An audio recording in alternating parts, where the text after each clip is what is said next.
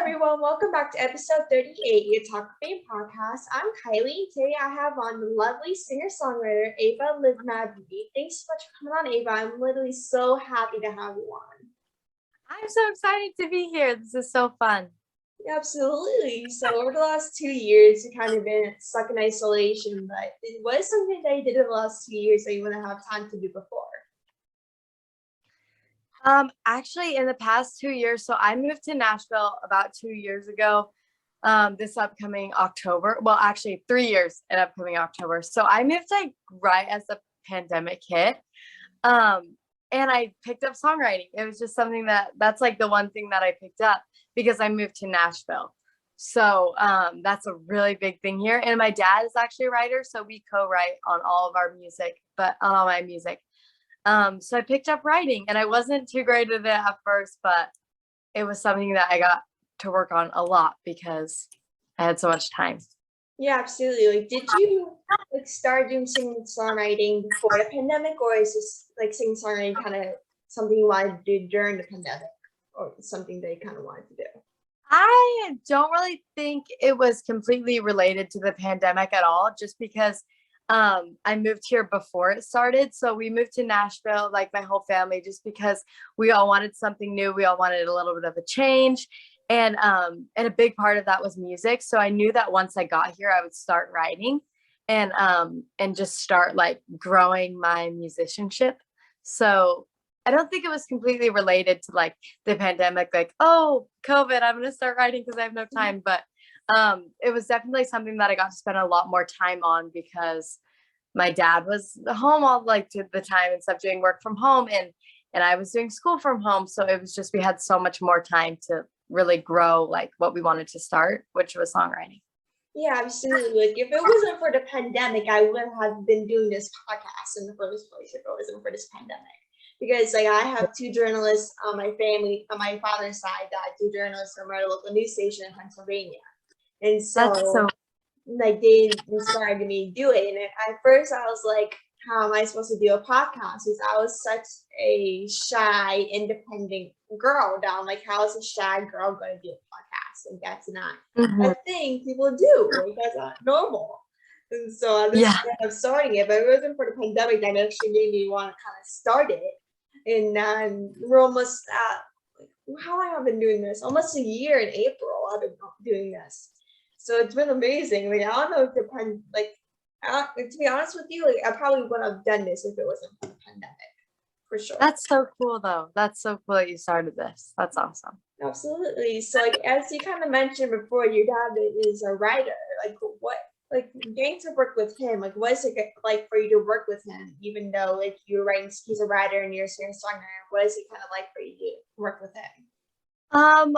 So ever since I was like 3, so he plays the guitar and so he would play and I would sing. And so we've always kind of had this duo, and he's just really good at music and stuff. So he's always helped me with everything, but it's actually been super cool to write together. I'm starting to write more solo, like starting to take classes and stuff, but it's just been a super cool thing that we have together. Just something that's special between us. Like we'll write songs together and then we'll release them, and it's just really, really cool. And also like on my Instagram, like all of our songs, like he'll play them and I'll sing them, and it's just a super fun thing that I get to have with my dad. So it's super, super special. But it's been super cool to write with him, and all of our songs are like Christian songs right now, but we actually have a few like country ones coming out, which I'm super excited about. And it's just been so fun. It's been a good experience. Absolutely. Like did you and your dad always kind of had a passion for kind of music growing up, or is this something that you kind of changed over maybe the last 2 years? Yeah, you know what's so funny? My dad, when I was little, he wanted me to be a singer. So like my whole like childhood was, I mean, I'm still like a kid, I'm 15, but my whole childhood was really like surrounded by music and him wanting me to be a singer, which was super cool. So he was always showing me like really powerful musicians like Alicia Keys or Aretha Franklin, or Tori Kelly is one of my favorite musicians of all time. I really love her. Or Sam Cooke, just all these super powerful singers. And so ever since I was little, I've just kind of grown up like with music. It's always just been a given. Like, oh, I'm gonna be a singer. I want to be a singer. It's just always been something that I've wanted to do. And my mom and dad definitely like played a big role in putting that into my life from like a super early age. Yeah, absolutely. Like as you mentioned, Tori Kelly, like she's like my favorite singer of all time. Like Tori I Kelly, love like I listen to her music every single day. Like there's no one I love more than Tori Kelly. Like she's amazing and one of my get people I want on as a guest on the pod. But I grew up with a sporty household because my family is like a very sporty type of family to do sports, and basically my father expected me to be like a sports pro or something like good at playing sports. But sports, in terms of playing, was never really my passion. Something I never really wanted to do. Like the industry was always something I was really passionate about, like the entertainment. Like I always wanted to do something in industry, and so like he didn't really know what to do because he always wanted to have me as a sporty kid, even though my brother is very sporty, he's very athletic and he plays sports, baseball, and all those sports. But since we're over the last few years with the music changing and stuff, like how do you think the music and the songwriting has changed since the pandemic? Like how do you think it's changed in your opinion? That's a really good question. I mean, for me personally, I think the hardest part like about moving here was just like not really having like friends and stuff. So for my music, it's always like all my music has been Christian because Heavenly Father, like God was somebody that I always had. And so for me, like my songwriting has very much been directed towards God, which is something super, super cool. I'm a super like religious person. But it's just been super cool. I haven't necessarily noticed how songwriting has changed in the industry, but just personally, my songwriting's become super directed towards my Heavenly Father. Yeah, absolutely. Me and my whole family are kind of religious. Like we're a very religious family. Growing as like I'm a 15-year-old girl from Pennsylvania, and so my whole family's kind of religious and very connected to God. My family's very connected to God and everything.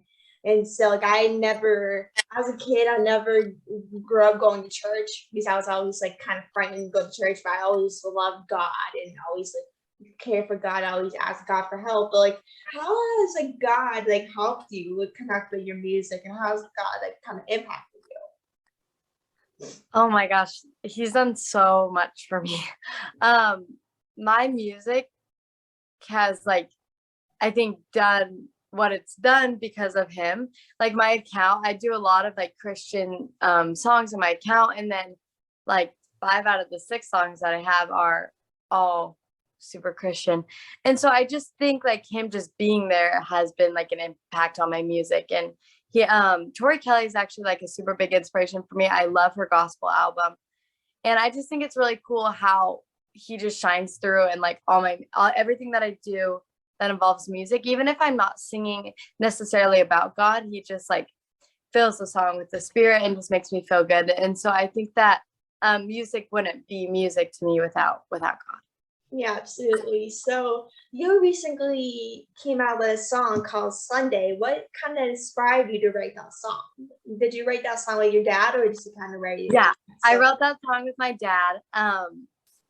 What inspired me?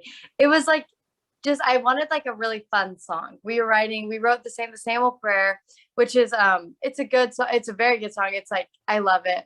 It's my first one, so it's kind of like my baby. But it's a little bit more on the sad side because I wrote it right as I was moving. So it's just about how I'm praying for something to happen and I just don't know what's going to happen. It's just like a different prayer than what I would usually say.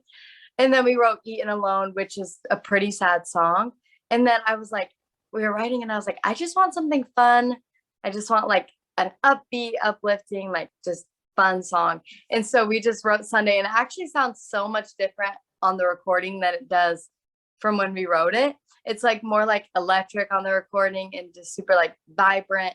But we like totally had it like pretty scaled back. And then when we went into the studio to record it with my awesome producer, Ron Rawls, he just made it so fun and like lively. And so what inspired me to write it, it was just, I just wanted a fun song that I could just play and just like feel super good. Just a fun song. Yeah, for sure. So do you have anyone that you look up to in the industry as a singer-songwriter, or just kind of in general? Do you have anyone that you look up to?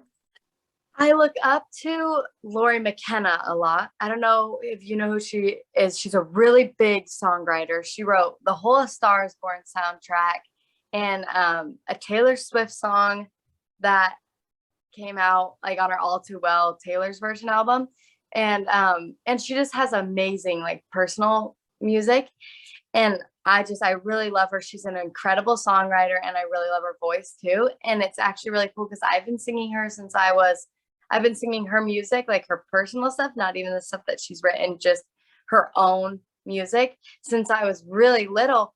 And a couple months ago, she followed me on Instagram. It was like one of the coolest like moments of my life because I was like, oh my gosh, like she's just somebody who inspires me a lot. And when she followed me, I was freaking out. I was like, oh my gosh. I ran downstairs and I showed my parents. I was like, Mom, Dad, like you just followed me.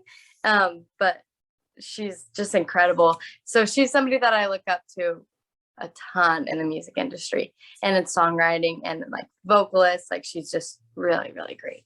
Yeah, absolutely. Like as like a journalist having my own podcast, and Gina Davis is a huge point in my life. Like she made me want to do this, inspired me to basically inspire younger generations, young women that they could be anything, they have a lot of opportunities.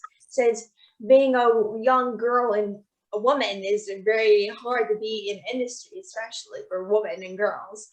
And so like last year, she followed me on Instagram last year. Like I don't remember when. She followed my podcast account and my personal account, and I remember I was sitting in my basement, just on my phone watching TikTok or something. I was on stage for myself, just kind of chilling, watching TV. I remember a notification coming up saying Gina Davis Institute followed you. And I was like, what? And then I saw, and I ran upstairs, and I was like, this is not real. I remember ran upstairs. I was like, Dad, Gina Davis just followed me. Look. Like I was like crying. I was like, this is no way this is possible. And I remember crying. I was like, there's no way did she follow me right now. Like, yeah, I'm seeing her next month. If she's speaking next month at Bend, North Carolina. So I'm seeing her next month. And so which is I'm very excited for and can't wait for. But do you have this as kind of talking about Tori Kelly before? Like how has like kind of Tori Kelly connected with your music? Since like Tori Kelly's kind of similar style as you, kind of similar writing style, singing music as yours. Like how much has she impacted you in your music? Okay, I have like a cool story. So when I was 6, I was living in Texas. I've lived in a few states, but at this time I was living in Texas.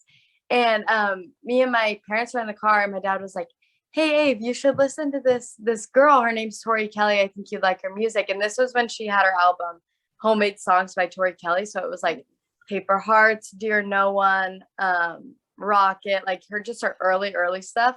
Yeah. And I was like, okay. And so he played it and I was like, oh my gosh. And it's so funny because I was like 6. I'd never even like had a boyfriend. Well, I still have it, but like even then.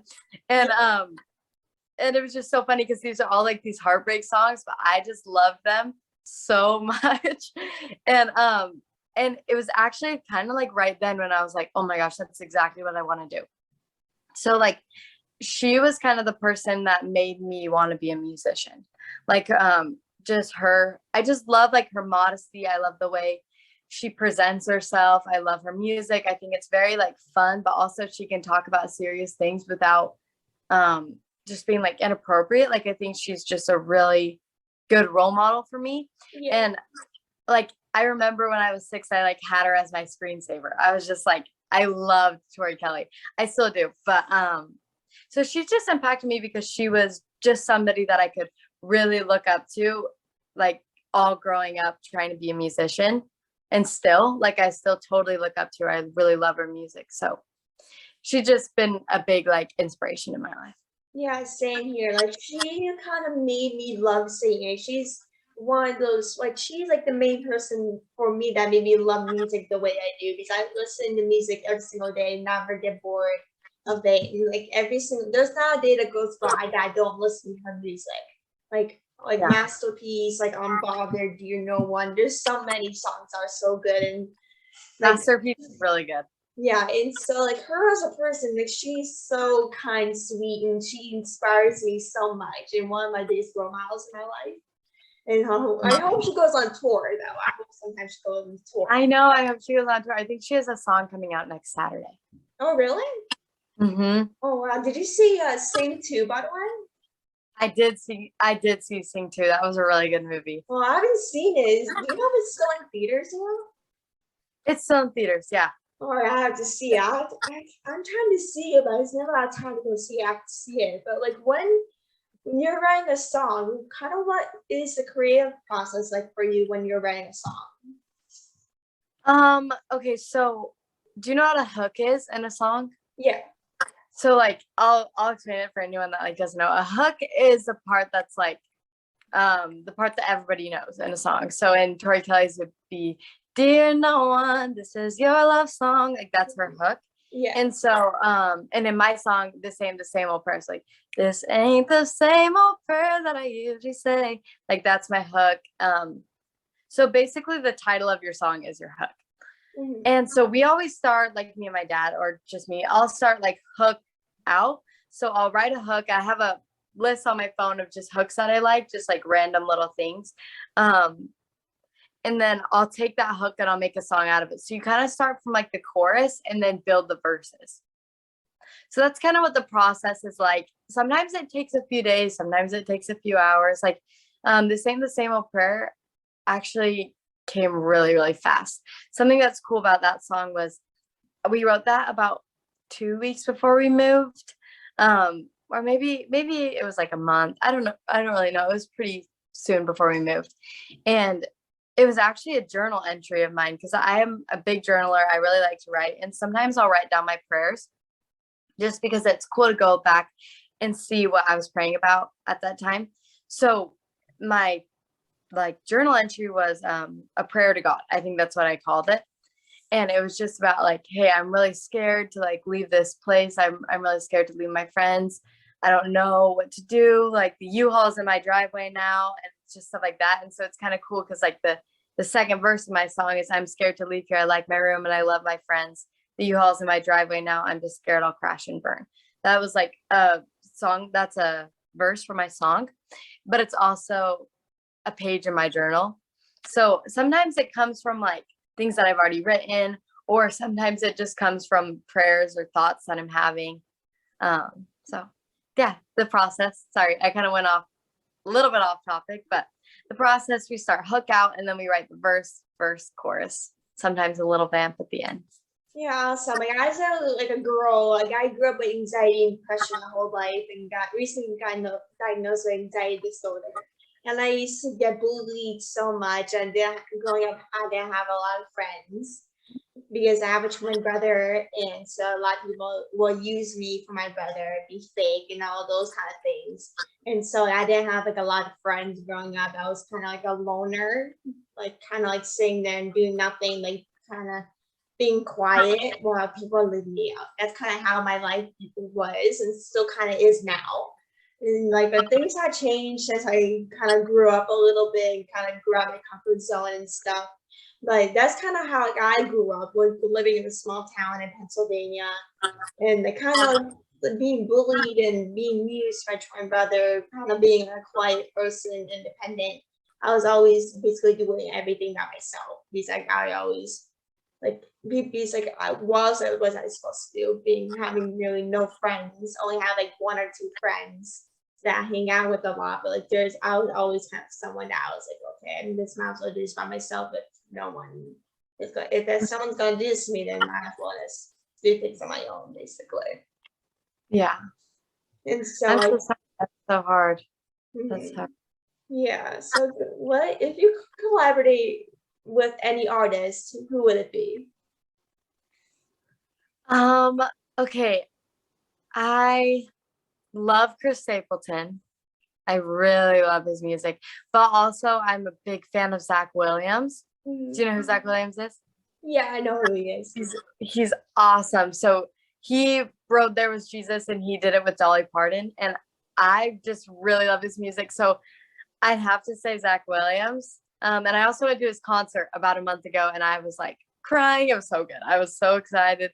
I saw him here in Nashville. So that was super cool. But I think that he's just an awesome, awesome singer, but his songwriting is also just insane. It's so, so good. So I would say him.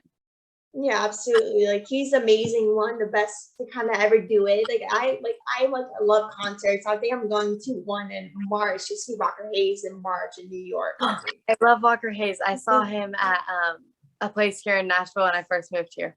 Oh really? Like he's my favorite country singer. Like I'm seeing him in March. Like he's amazing. Can't explain how much he is. He's just amazing. Like I'm seeing him in March. But when I used to be obsessed with concerts. Of course the pandemic kind of stopped a little bit, but I went to see the Jonas Brothers in September, the day before my birthday, because they're my all-time favorite band. And I basically grew up with their music and Jonas music. I used to grow up listening to Jonas like every single day. Like he's like one of my all-time favorite people. He's amazing. Like concerts are such a big kind of toll because I kind of am like basically bring me like happiness. Like there's like happiness where like you just kind of let go of things and you're just happy and focusing on this during the point. Yeah, totally. I think that we all definitely have those musicians that just make us like happy and just make us feel good. So that's always good. Yeah. So the final question for the interview is, what is some advice for younger generations that would like to be in the industry one day, or like become a singer-songwriter? I would say be okay with not like getting it right the first time, because writing is actually something that's super hard for me. Like it's really difficult for me to like finish and write a song. I get super embarrassed to like put things down on paper because I don't want anyone to see it. I'm like, what if it's bad? I don't want to be like embarrassed. And that's a lot of the reason why I do it with my dad. He really helps me. But I would just say like be okay with just having your first 100 songs kind of suck, like having them just not be that good. Yeah. So that's something that I'm working on. And just being okay with like just falling on your face every once in a while or every day, like whatever, just as long as you're like trying. And I street sing all the time, and there's sometimes when I like will go out and my voice just sounds so bad and I'll have to leave early, and sometimes I can beat myself up for that. But I would just say like don't live with a bunch of regrets, just kind of like learn from past mistakes with like trying to grow your social media or writing a song or performing. Just like don't like get too caught up on the things that you're doing wrong. Yeah, absolutely. Like sometimes like when I'm like writing something to write down, to trying to like maybe like journaling or like for the podcast, or when I'm trying to like come up with good ideas to do to do more things in the industry. And sometimes I get like embarrassed. I'm like, okay, I don't want to write this down. Like I don't want anyone to see it. This is probably horrible. Like I don't want to show anyone. Because I'm very kind of self-conscious about my work. Like I love my work entirely, but sometimes like when I work on something that I don't like, I'm like, okay, I don't like this at all. This is something I don't want anyone to see unless like I feel comfortable. But what is kind of like your biggest kind of part, like hardest part about being a singer-songwriter in your opinion? Like what's kind of like the biggest part? For me, it's probably songwriting, actually. That's probably the hardest part for me. I think it's different for everyone. I love performing. I love being on stage.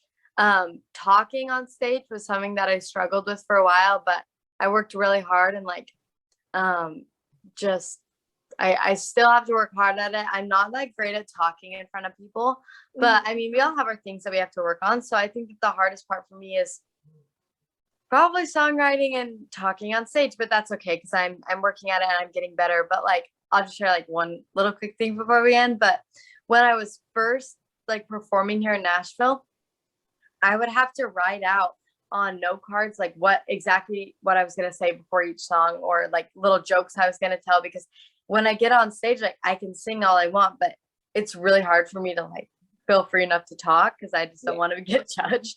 So I would memorize my note cards and memorize like exactly what I was going to say.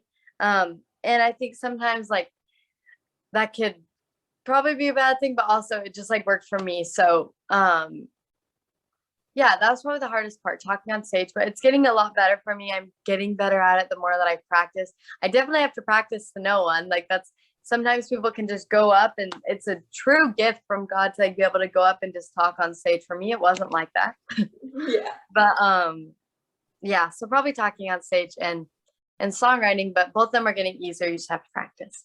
Yeah, like I'm the person that doesn't like public speaking. Like I'll be fine going up on stage, like Like you have a podcast. It's so cool. Yeah, like and then like when I'm actually on stage, I'm like, okay, like this, I hate this. I want to get off. This is something I hate doing. And so like once I'm doing something that will catch up my mind while I'm doing something, then I'm like, okay, I'm fine. But as long as I can focus. I never like, even when I'm on stage, I'm never like, oh, I hate being up here. Like I really love being on stage. It's something that's super fun to me. I think the only part that I'm like, get me down, is when somebody's like, would you like to say a few words for your song? And I'm like, no, I don't want to say a few words. Yeah, that's how I am for sure. So I just want to thank you so much for coming on the podcast. It means so much. It's so fun to talk to you. You're amazing. And let's speak soon for sure. Thank you so much. Yeah. Again. Of course. Thank you so much. Have the rest of your day. You too. Thank you, Kylie. Of course.